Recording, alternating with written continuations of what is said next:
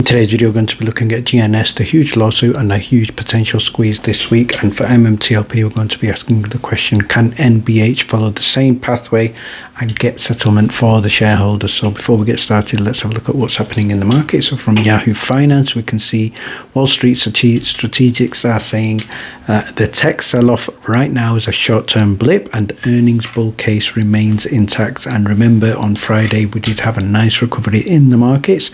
From Yahoo Finance, we can see here in terms of earnings, we have Nvidia and Walmart, and also the return of jobs numbers and other information to watch this week. So if we focus on earnings, we can see a number of stocks are being called for earnings. These include Trip.com, which we'll be watching after hours on the Monday, and then on Wednesday we have Target, we have Nvidia, we have Palo Alto Networks, we have Webull on the Thursday, and also Walmart and Zim and many more. So what I'd now like to share with you is news with regard to AMD, shared live in the Stock News and DD channel in our Discord, and the average analyst price target of AMD has now been increased to $74.56, which is an increase of close to 12%.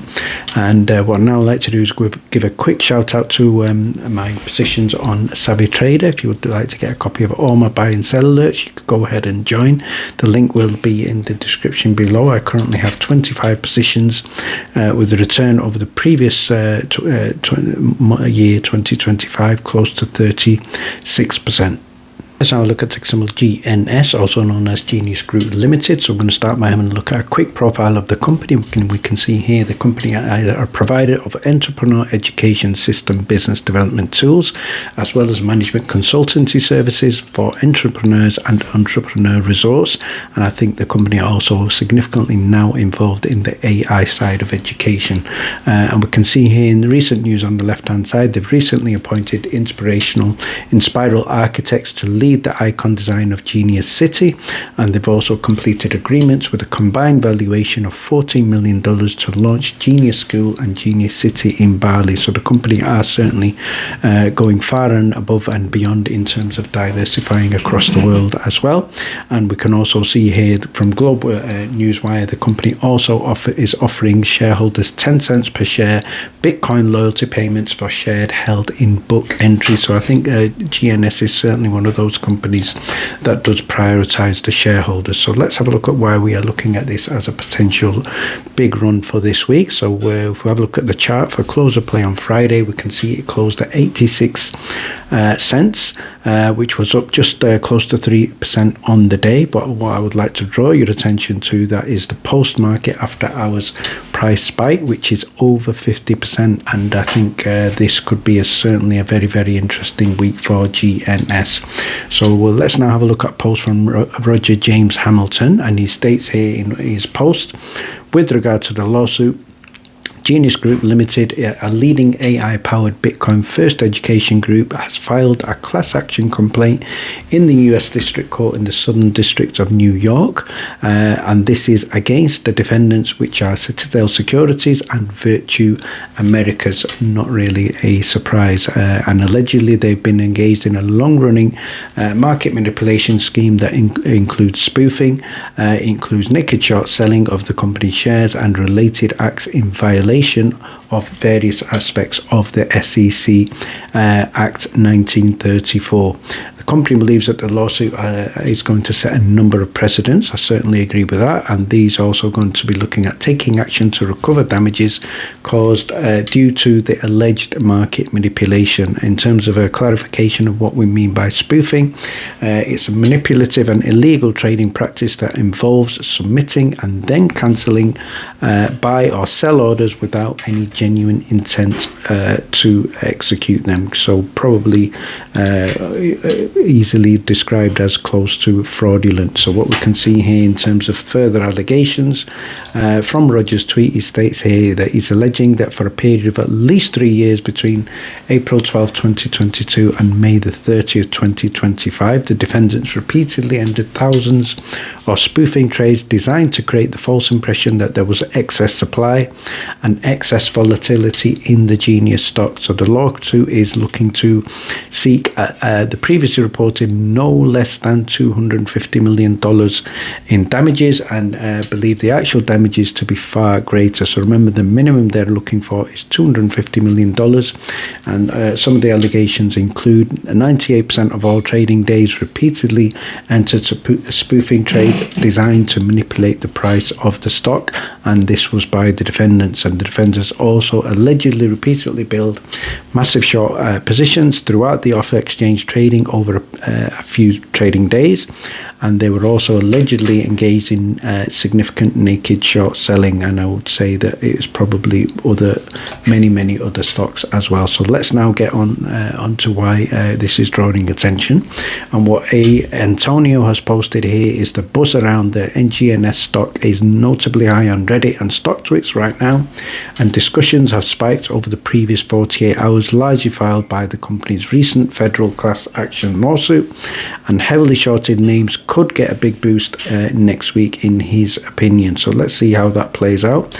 But in terms of a reminder, obviously this is going big on Reddit, it is going big on X and also social media, and it's at that time of that post it was 47% up, and we can see now up over 50% in the post market. And final post from Stock Minds 007 is GNS, is it going to be something that is running all week? Previously it has run from $1 to $12 and also to $40, so let's keep an eye out on GNS. Before we get started, I'd like to take 1 minute of your time to share more details about the Trading Secrets Discord, and once you join you'll get access to our daily stock alerts, the weekly watch list shared prior to trading on the Monday, also the $1 Million Challenge, and much more. And for some of the members I also share my buy and sell alerts live. These include swing trades and they also include long-term holds. In terms of the weekly watch list, these are our calls that are also recorded weekly with some tremendous returns, including LAES up over 152%, RUM up over 51%, and many more, but obviously not all calls are successful. We've had a $2,000 Discord update, and this includes live breaking news. It also includes why a stock is moving, analyst rating, FDA news, halt stack pools, and much more to help in your trading decisions. We have a new top ranked stocks DD channel with well over 30 stocks now for number one rated buy stocks. And finally, you can also join us in the famous $1 Million Challenge, where we use compound return investing, looking at 201 trades with a return of 3.5%. Let's have a look at some reactions and potential implications for MMTLP. So the first reaction here is from George Palikaras, who stated he will be watching GNS very closely and congratulating Roger Hamilton. And he states here, with regard to the metamaterials board, the board was mostly spineless and got rid of George before the first economist and the expert in terms of internal spoofing report was landed. And in terms of the reactions and some initial GNS versus market maker thoughts, he's stating here, which are also potentially valid for the MMAT and MMTLP trustee-led case. So let's see how that plays out. And one of the observations that George has made with regard to the United States and also potentially with Canada, he states here, this is where the market making is marketed, not enforced, and Canada is not too far behind. So with regard to Citadel and Virtu, he states here allegations, shall we say, potentially here with regard to no continuous quoting obligations, no maximum spreads, no minimum quote durations, no duty to remain two-sided, can internalize 46% of retail flow, can operate dark and face almost no penalties for abandoning markets, and also use Reg SHO exemptions designed for real market makers. And his conclusion here is the US has zero real contractual market makers in equities, and the Citadel and Virtu are also wholesalers with exemptions and nothing more. So some strong words there from George. And what Dan has stated here, where is Greg McCabe? If GNS can do it, then so can MMTLP. When is the NextBridge Hydrocarbons filing with regards to court documents? Filing is delayed for the 10K. And what legal action has the NextBridge board taken to date? So let's hope and see if there are any reactions from the NextBridge board. I think this is still fairly new news and developing very quickly. So we'll follow that up with NextBridge over over time. From the MMTLP history channel, we can see the reaction here is the MMTLP army have finally accepted that the only resolution is through court, maybe even a class action. And I know that is quite divisive, and I think there are many disadvantages of a class action.